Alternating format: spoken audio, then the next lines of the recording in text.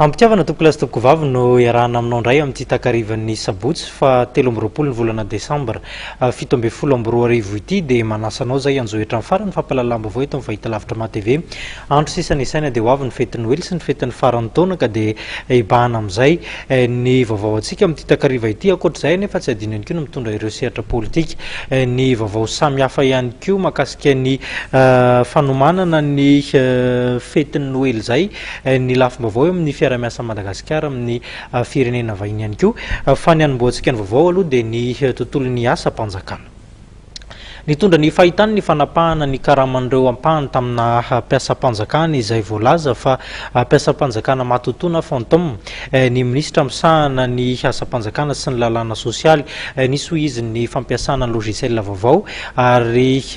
nisy ihany koa ny tsy fifehezana izany miteraka fanapahana karama zany ho an'ny sasany amin'ireo mpiasa-panjakana na nentana ny minisitra tompona andraikitra fa tokony hametraka fangatahana miaraka ny isaky ny ministera ary anao ny antanatohatra rehetra mifanandrify amin'izay mba hiverena ny karama.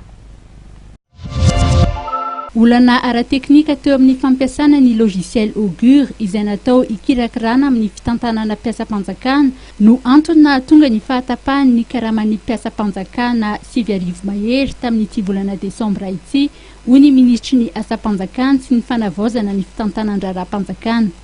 Anisan'ny voakasiky ny fahatapahana ny mpiasa teo anivon'ny asa-panjakana izay mahatratra 700.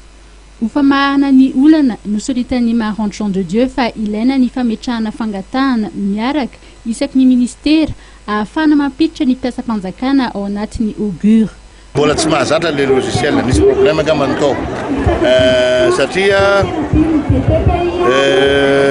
be dia be mihitsy ny olona ohatrany nesizeko zao tapaka ny karamany aizany DRH io tapaka karamany